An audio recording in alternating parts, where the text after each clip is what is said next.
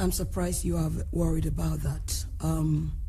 We are debating, and it's a very intelligent man.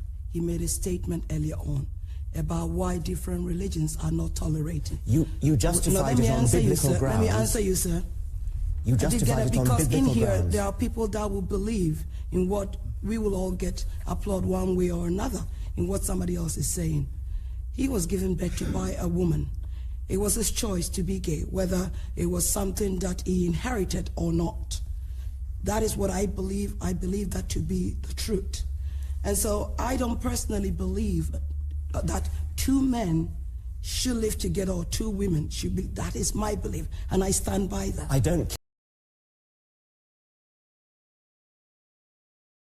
For example, Douglas Murray. Well, I just want to say, I mean, the polling people and asking them if they sense moral decline, I don't think you could ever take a poll anywhere at any point in our history where people thought they were in moral ascent. It just doesn't happen. Everything's always getting worse. That's the nature of human feeling. Yeah. So, Richard Dawkins, are you worried at all by some of the social attitudes that come into this country? I'm worried about some of the social attitudes I've heard in this hall tonight. This morning? Sorry, this morning. It's all dark in here. I'm worried when somebody sitting next to a well-known gay activist says, "I believe that you had a mother," and gets a round of applause. Now that's bigotry, and I'm worried about that. I'm surprised you are worried about that. We are debating, and it's a very intelligent man. He made a statement earlier on about why different religions are not tolerated. You justified it on biblical grounds. Let me answer you, sir. You justified it on biblical grounds. Because in here, there are people that will believe in what we will all get applaud one way or another in what somebody else is saying. He was given birth to by a woman. It was his choice to be gay, whether it was something that he inherited or not. That is what I believe. I believe that to be the truth. And so I don't personally believe that two men should live together or two women should be. That is my belief, and I stand by that. I don't care what you personally believe. Stand by that, and I stand by Richard Dawkins? I don't think it's of much interest what you or anybody else personally believes. Well, everyone's entitled to their opinion. The question is, what is the evidence? Yeah. And there is no evidence that, as you say, you have a choice about being gay or not. You justified what you said on biblical grounds, which sounds awfully much to me like forcing your views upon other people. I guess what this comes down to. Hang on, now let's not get sidetracked too much on this. But what this interestingly comes down to is the focus on the contention, Rabbi Shaikh, that godly people are necessarily better people. Is that necessarily the case? Not necessarily the case, no. You don't have to be a godly person in order to be a good person. What needs to be put in perspective, and I think we're all deluding ourselves, is the fact that no one faith has the right to impose its value system on its society. Every faith has broader values that can certainly be adopted by society. The cardinal sins, idolatry, worship of materialism today, adultery, the breakdown of family, murder in its very real sense are as rampant today as before. Immigration is making no impact on society. Is it challenging in any sense the consensus of liberalism with a small L that we have in this country? Tolerance and liberalism. Is that in any way challenged by immigration? To a degree, it probably is, but only insofar as where certain societies look to impose their value system on broader society. What I choose to believe, what she chooses to believe, and Peter is prepared to accept her right to believe that, is fair enough. But if she's trying to try and impose that on mainstream society, that's fundamentally flawed. The real problem, let me just conclude with one point.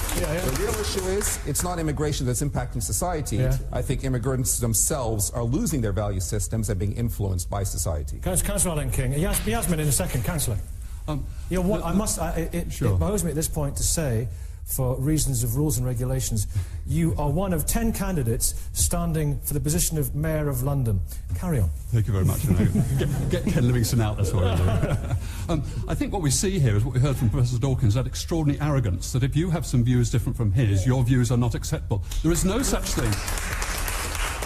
There is no such thing as a vacuum. There are therefore values in the public sphere. The question is whether you have the lady here, the Pentecostal evangelical, with whom I would identify and encourage her to speak up, or you get the arrogance that says her views are not valid. Actually, there have to be some views out there. The question is, can we live together? Can we tolerate each other? Not write one another out like Professor Dawkins was trying to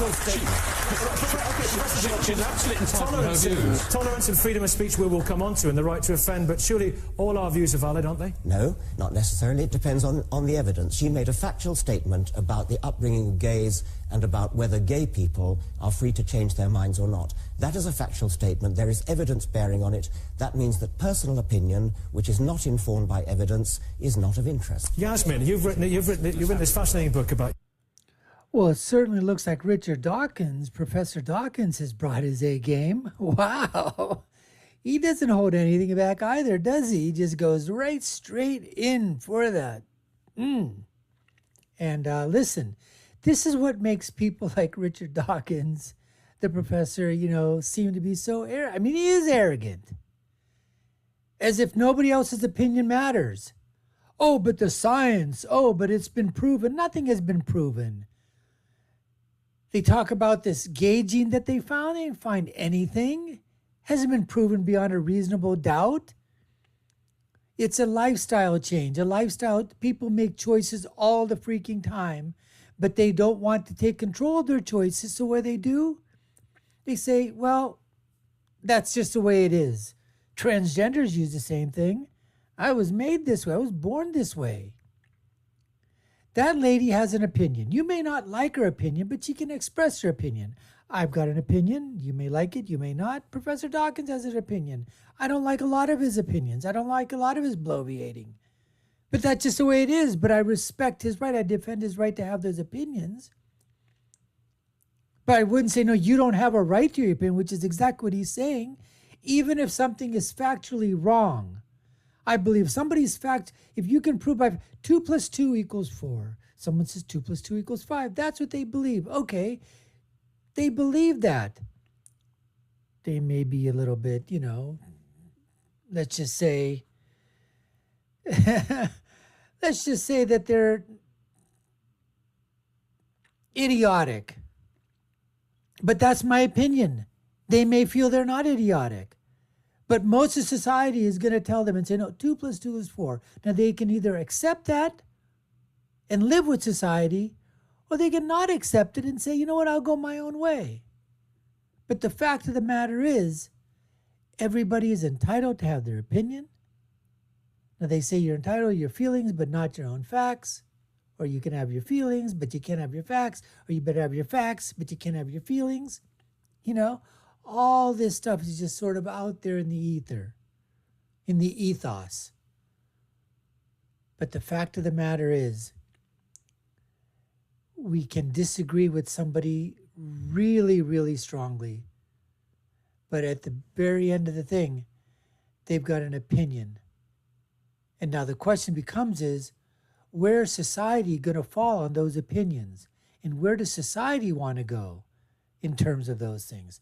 That's the question, okay, that needs to be answered. In which direction will society move?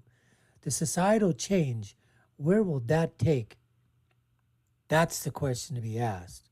Anyways, folks, we appreciate we're going to get back to the video. But this is what we have on tap for you today, folks. You're watching the Dr. Nasir Shaikh Show. I'm your host, Dr. Nasir, where I give you my political prescription from my political perspective on what happens when all these things come colliding together. Professor Richard Dawkins, Douglas Murray, the people on Question Time, culture, religion, morality, immorality. All this comes crashing together. Let's get back to the interview with Dawkins right now. Country your parents came from. Remind me where they came from. Pakistan. Pakistan. Do you discern a danger that we are stepping back in time, in a sense, with some of the attitudes being brought into this country? Okay, before I go on to that, I have a real problem with discussions like this. We're talking about Britain's moral decline, and then we're looking at it through the prism of immigration. And we're totally distracting ourselves from the real problem, okay, but what Britain is today. And there is a problem. We're not looking at the kind of pressures, the fact that life has got more complex. Mm-hmm. Of course, immigrants bring a lot of good values to this country. Who are immigrants? They're often the most kind of ambitious, entrepreneurial, creative people in their societies who come over here. Mm-hmm. But at some point, immigrants stop being immigrants and they have to become citizens. I wouldn't say that. There's a lot of that immigrants that are coming over there, but a lot of immigrants, economic migrants, economic immigrants, those that are coming here illegally, many of them from a lot of countries, they're not the that we're not talking about the most entrepreneurial. We're not talking about the ones that are at the higher achievement levels, at the higher academic levels. That's just not true at all. The majority of immigrants, a majority of migrants, a majority of them, either for economic reasons or safety reasons or religious persecution reasons, they are the ones that are coming over to Western Europe and other places, but they are not usually, okay, in terms of what they're talking about. They're not they're not the upper elite crust. They're not the most educated. Now, they do have those factors. They do want something better for themselves, which is why they're leaving, which is a good thing in of itself, where no one's doubting that. But for this lady to say that the majority of them are coming, that's not the case at all. And that's when a new whole ball game starts. And now we're talking about a situation where, okay, now that what kind of society are we going to build? How are we going to keep cohesive with a different value system? Now, immigrants some of them are socially conservative. If you go back to the countries they came from, you'll find a lot of progressive people. Mm-hmm. There's good and bad everywhere. So I think let's stop talking about immigration as some sort of way of looking at this issue of moral decline, and let's look at sort of what Britain has become today and why we've got people like Shannon Matthews cases and this low self-esteem amongst... Although, to be fair, the question was posed in a very positive sense. Yeah. It wasn't a negative take on immigration. No, sure, I understand. It was taking it from a very positive point of view. Thank you for that, Yasmin. Thank you all very much for those contributions with our interesting sideline between Betty and Richard on the way through. As ever, the debate continues on our message board. Just log on. Well, folks, that's it for today. Thanks for taking the time to watch. You've been watching, as I said, the Dr. Nasir Shaikh Show. I'm your host, Dr. Nasir. We'd love you to subscribe to the channel, like, share, and follow us. You all know what to do. My final thought is always, when you're right, you're right. And when you're left, you're wrong. Until next time, folks, take care and stay safe.